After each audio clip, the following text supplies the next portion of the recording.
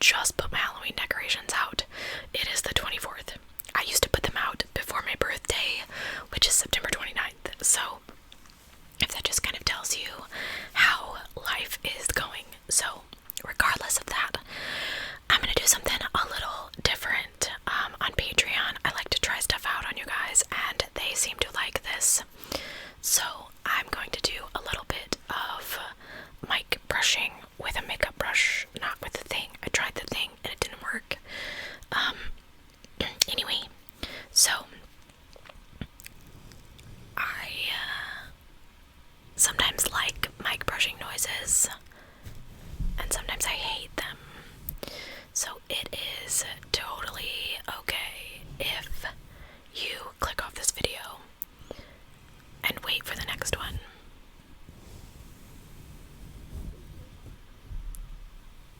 I don't mind at all. I get it. I have two little brushies here, so I'm just gonna kind of play with your ears a little as I tell you this creepy story. And at the end of this video, if you're still hanging around, I might also, oh my gosh, what's going on? I might also show you another technique I have used over on Patreon that they really enjoyed. So stick around for that. Okay, this is an article I found on HuffPost, and I knew I had to include it in Spooktober, and I was thankful that I still had some room in the schedule. As I told you guys the other day, I definitely didn't have it nailed down, so this article is called "My Family Hid the Haunting in Our Home from Me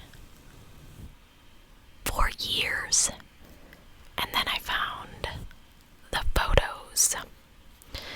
And it is by a girl named Jessica Moffett. Oh, holy pajamas, I just scrolled to the bottom. I swear this video is like a disaster zone. Something does not want me to film this. Okay, where is it? Beginning there. Okay. When you're brought up in a household suffocating in secrets, you learn to keep the silence. Or maybe the silence keeps you. And you might not learn the difference until it's almost too late. My grandmother constantly warned my brothers and me to never speak about anything we witnessed in our home.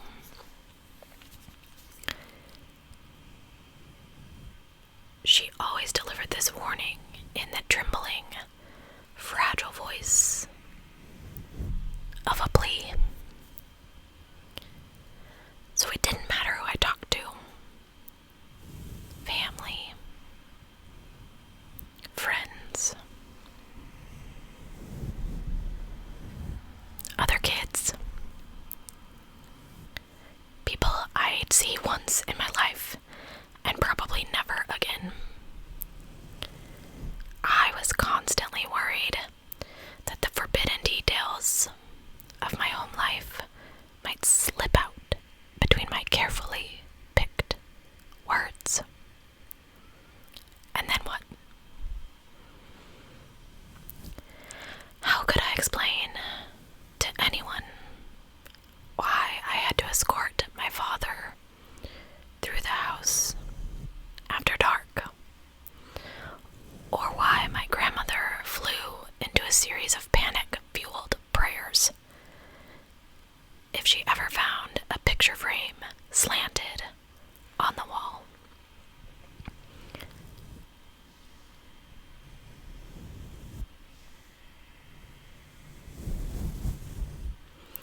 Especially because, at the time, I didn't even know myself. These weren't topics for casual discussion. They weren't topics for family discussion either. I couldn't explain what I was never told. I just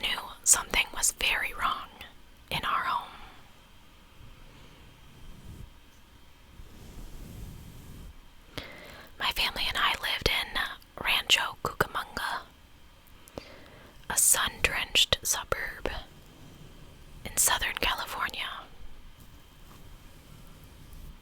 From the outside, our house was like many of the others in the neighborhood. Inside, things were much, much different.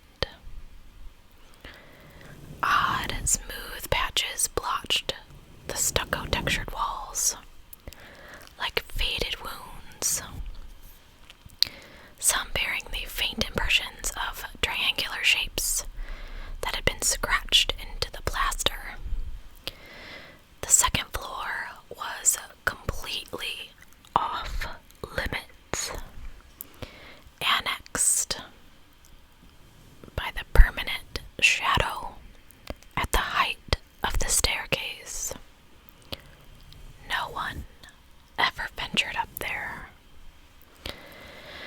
My parents and grandmother never discussed these oddities.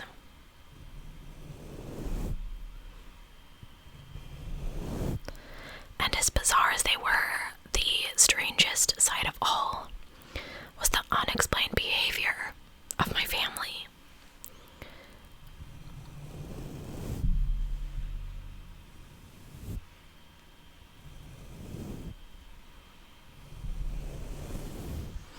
At sunset, Dad would creep through the halls like a trespasser. After dark, he wouldn't leave my parents' bedroom unless Mom or one of us kids escorted him. Grandma gave a panicked once-over to every room she entered, no matter what time of day. And if so much as a knick-knack was out of place, she would completely lose it. If my brothers and I questioned any of it, Mom would just tell us, everything's fine. The same words we'd often overhear her whispering to our frightened father and grandmother. If that were true, what were they frightened of?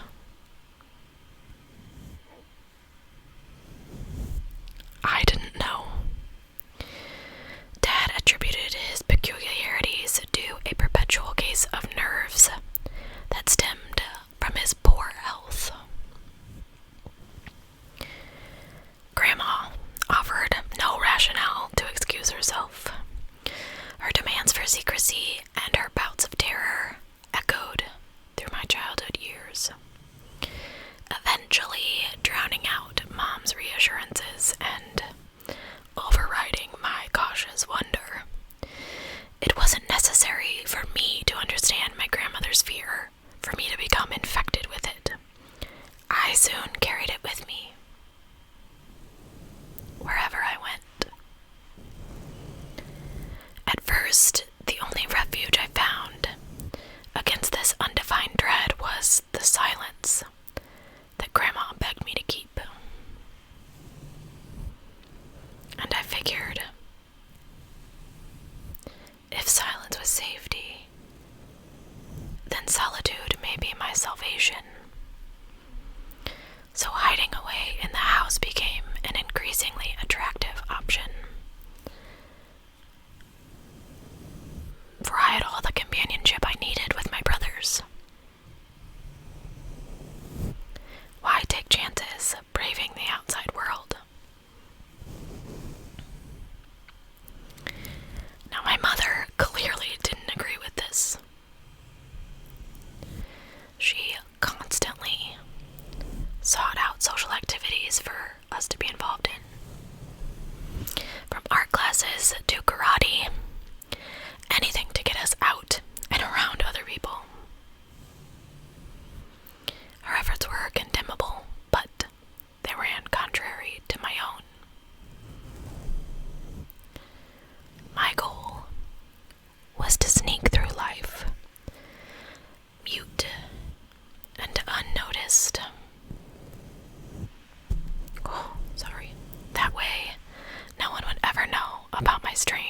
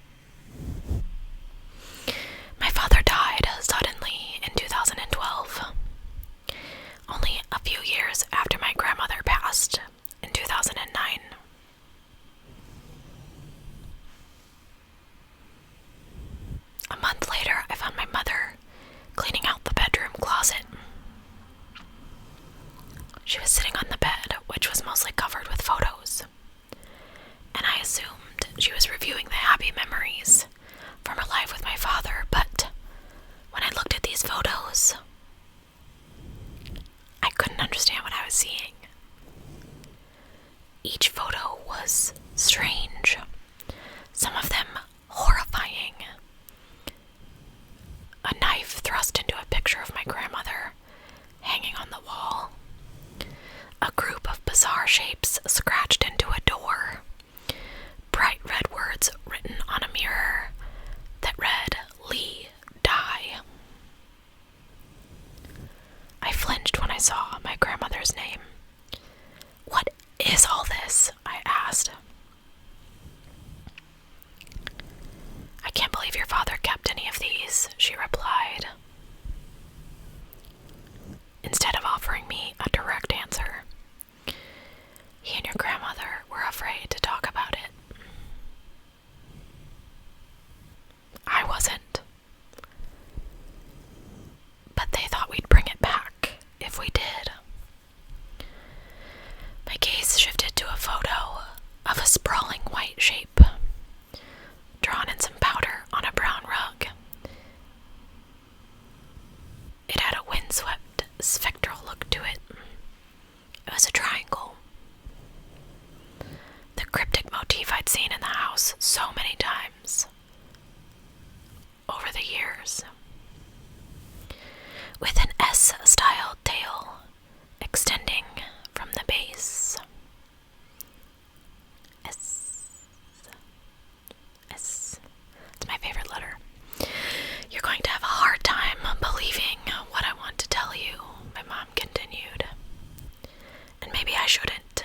You and your brothers have come this far without knowing, but something horrible happened to us long ago. It's up to you if you want to hear it." So I took my place at the end of the bed, ready to listen. "There was something with us for a long time," she continued. "Some people told us it was a ghost. Or a demon. We called it the entity." "We were haunted?" I asked, bewildered. "No. We were terrorized." And so my mother's account began. She explained that in 1987, 3 years before I was born, an unknown presence invaded our home. It revealed itself with 2 words written on the bathroom mirror. It said, "No escape." She claimed that the inexplicable acts of destruction and incomprehensible phenomena soon consumed my family. The photographs showcased the daily damages levied against our house, with symbols gouged into walls and whole rooms tossed into disarray. There was more writing. Other photographs depicted single words or whole lines of communication scrawled over glass. Demands, insults, threats. Every message conveyed a chilling human intelligence. I couldn't believe what I was hearing, or seeing for that matter. It was just too fantastical. Literally like something straight out of a horror movie.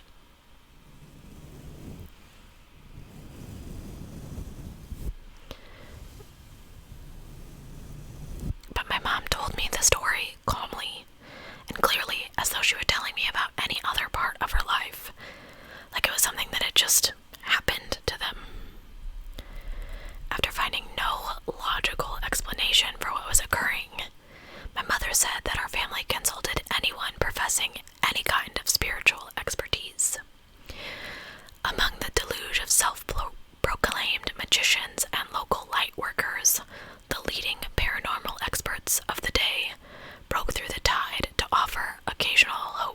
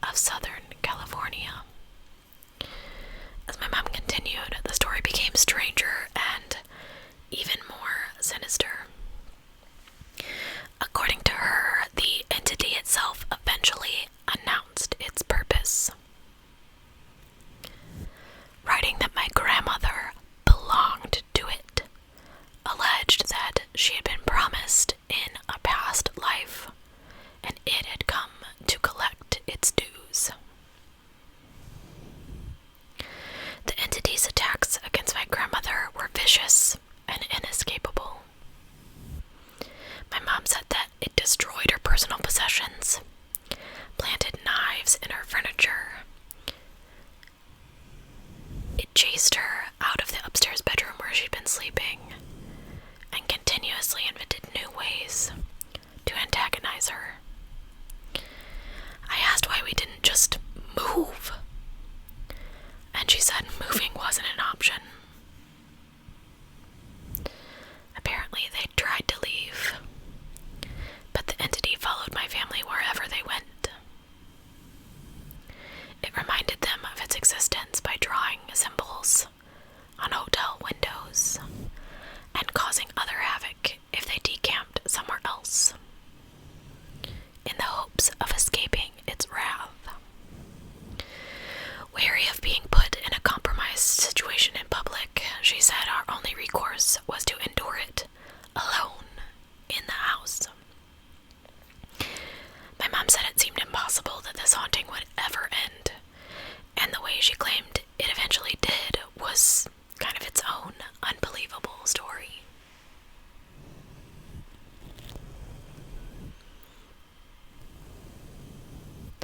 During her investigation of our home in 1989, Dr. Paglini informed my mother that she believed that for the entity to be so entrenched in our lives, a family member was giving it permission to remain. Years after Paglini's visit, my mother discovered my grandfather, whom I had never known, wiping away conversations he was having with the entity from the bathroom mirror. And shockingly, my mother told me my grandfather was urging this entity to kill my grandmother so he could gain control of their finances, including access to a large inheritance that my grandmother's parents had left her.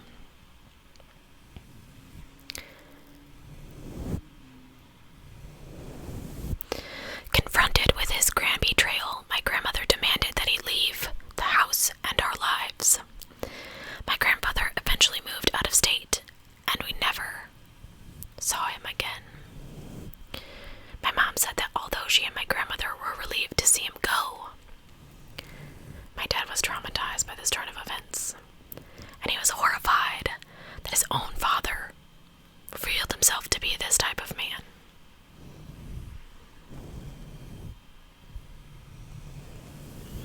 But it wasn't enough, my mom said.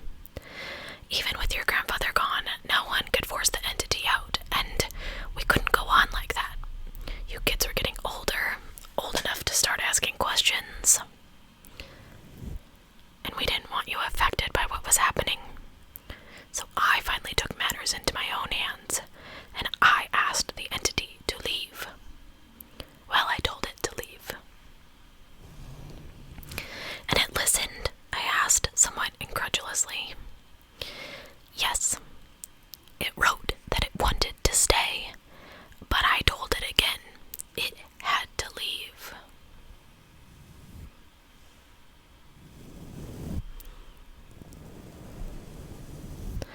The entity reluctantly complied, but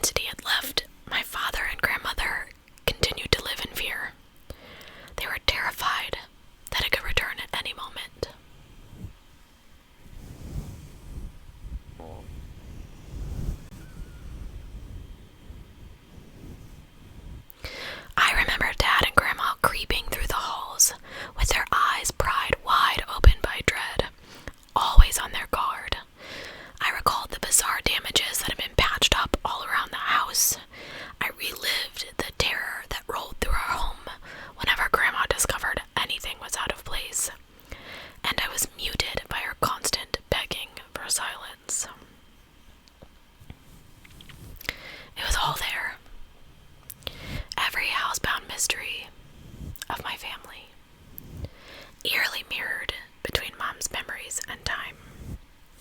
It was the closest I'd ever been to understanding why my family lived the way they did, and why I grew up the way I had. Once I put all the pieces together, I believe something extraordinary had been happening over all those years. Despite my rational mind telling me that these things just simply couldn't have happened, my experience and the things that my mother told me and showed me eventually led me to accept them as true. I finally had a reason, however shocking and hard to grasp, for why my dad and grandma had behaved so strangely for most of my life. I finally knew the source of their terror and the dark inspiration for the silence and dread that plagued them, and me, my entire childhood.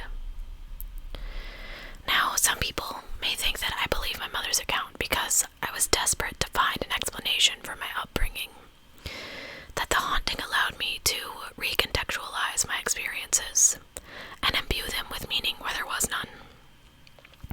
I can't account for how other people feel about my or our story.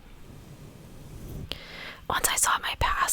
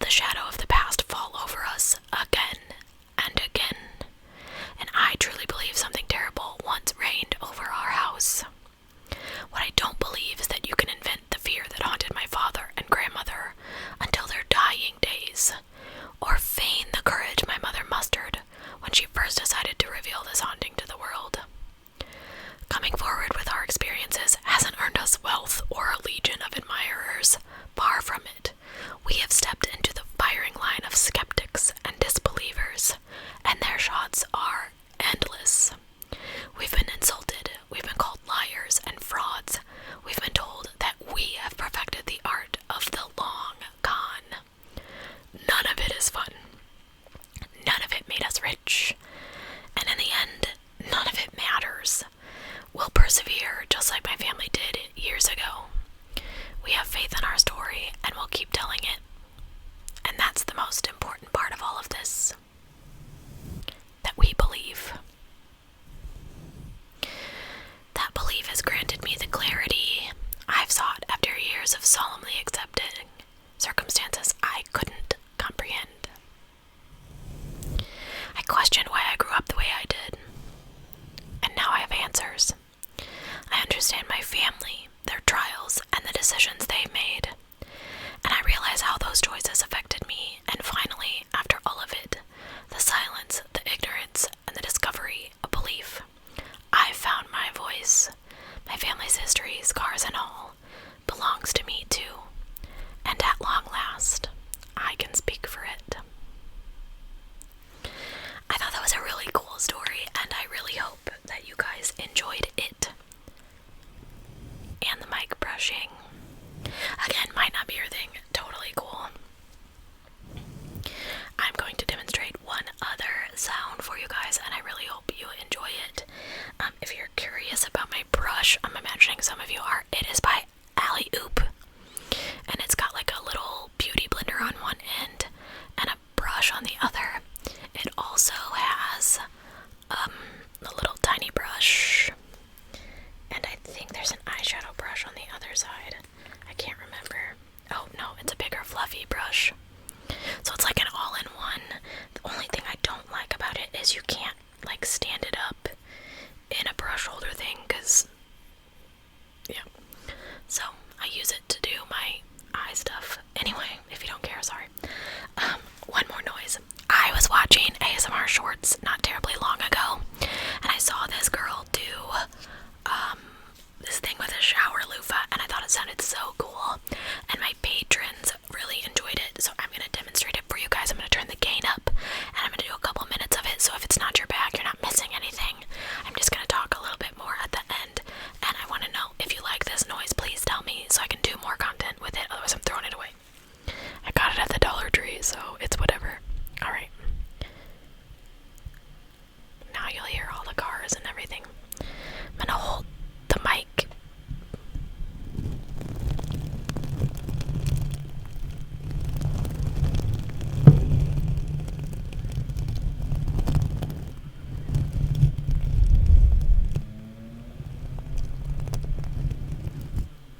Jerk face neighbor.